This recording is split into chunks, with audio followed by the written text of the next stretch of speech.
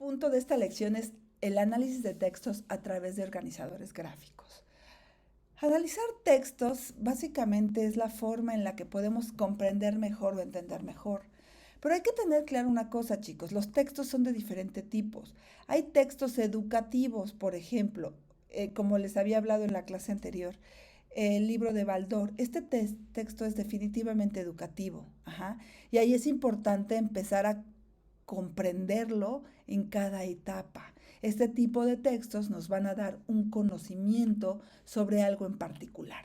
Pero hay, por ejemplo, muchos otros tipos de libros. Los libros que nos sirven para darnos algún referente. Por ejemplo, cuando hablamos de un libro de Querétaro, ese libro nos habla de Querétaro, de su cultura, de su orografía, a lo mejor de su geografía. Es un libro informativo que nos va a dar conocimiento. Hay otros libros, como las novelas, que nos sirven no solo para meternos en una historia que puede ser real o fantasiosa, sino que también nos sirve para abrir nuestra imaginación.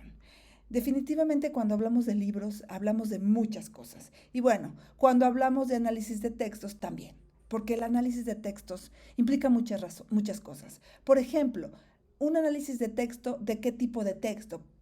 En los ejercicios que les voy a dejar, los textos obviamente son novelas, y este tema, pues al final del día les va a servir muchísimo para que ustedes puedan comprender y analizar de mejor manera los textos. Entonces, el ser humano desde siempre ha utilizado elementos gráficos para comunicarse con sus semejantes. Esto lo podemos comprobar con las pinturas rupestres y demás representaciones grabadas en las cuevas y otros lugares que muestran estas formas de querer comunicar algún mensaje o conocimiento. Los organizadores gráficos no son más que herramientas visuales que nos permiten mostrar de forma ordenada la información de un texto. Además, nos enseñan a clarificar su pensamiento y a procesar, organizar y dar un orden a la información. Por ejemplo, los diagramas visuales revelan patrones que están relacionados y que están conectados para darnos un significado. Por ejemplo, no sé si ustedes han oído de hacer, por ejemplo, bullets. Bullets son poner, por ejemplo, palabras, a lo mejor en orden como una lista. Y mucha gente lo utiliza cuando da una conferencia, como yo con ustedes, cuando estoy dando clase, utilizo bullets para saber el tema y de ahí desprender toda la explicación. Esa es una forma de organizar mis textos. Pero, por supuesto, que hay muchos tipos de organizadores gráficos. ¿Cuáles son las ventajas de usarlos? Les voy a dar 7. Te ayudan a clarificar el pensamiento y a comprender mejor la lección. 2. Refuerzan la comprensión. Ya lo había dicho, pero bueno, tiene que ver con lo mismo. Te ayudan a integrar los nuevos conocimientos que tengas a partir de lo que estás leyendo. Otro punto es retener y recordar nueva información. Esto es importante porque a veces cuando tenemos información nueva nos cuesta trabajo poderla identificar y darle un orden. Lo siguiente es identificar conceptos erróneos, que de pronto pensamos que algo significa una cosa y en realidad significa totalmente otra. Nos ayudan a evaluar y también nos ayudan a desarrollar habilidades de pensamiento de orden superior. Esto quiere decir que nos van a permitir ampliar nuestra mente. Esta es la ventaja de utilizar organizadores gráficos, ¿ok? Y es muy importante que los tengan claros para que puedan usarlos para comprender mejor sus lecturas. Les voy a dar algunos ejemplos de organizadores gráficos. El primero es el cuadro sinóptico. Este se usa para representar visualmente y de manera lógica aquello que queremos transmitir.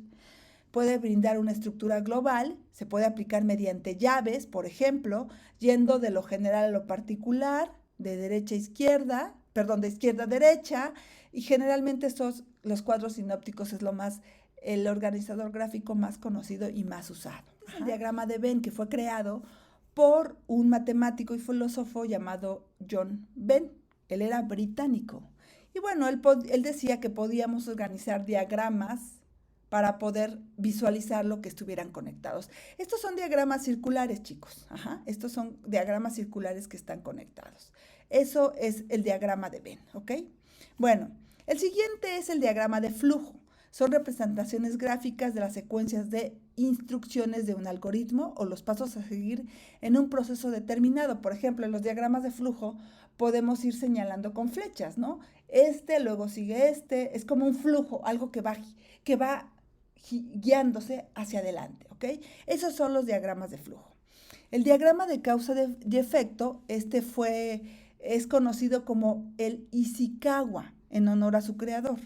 Y bueno, forma parte del aprendizaje visual y es de mucha utilidad para que tomen en consideración todas las causas reales y posibles de un acontecimiento determinado.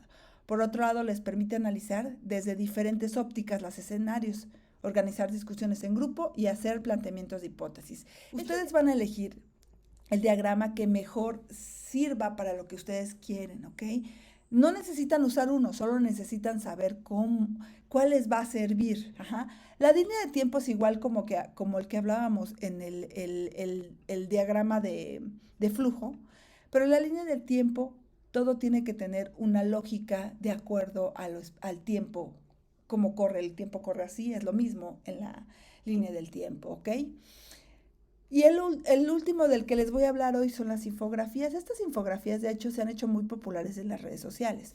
Ustedes ven que ponen un dibujo con flechas, ajá. Pueden ser con imágenes o con textos. Estas son las infografías. Creo que es la manera más fácil para poder ejemplificar cosas. Y eso es muy usado en las redes sociales. Y voy a concluir con dos que son más bien conocidos como los mapas mentales. Ajá. Estos son conceptos que nos dan una idea o tema en general y la relación que tengan con palabras clave, organizados sistemáticamente y estructurados de forma radial, ajá, como un radio.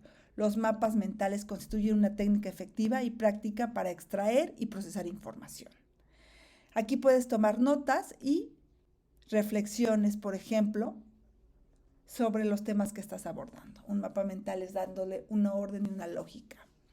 Y los mapas conceptuales son básicamente cuando hacemos conceptos de los temas que estamos abordando para poderlos entender y darles una lógica en todo lo que estamos haciendo. Ajá. Por ejemplo, los componentes de los mapas conceptuales son los conceptos, las palabras enlace, las preposiciones, las líneas y flechas de unión, las conexiones cruzadas, la representación por elipse u óvalos y las imágenes. Esos son los componentes de los mapas mentales. No sé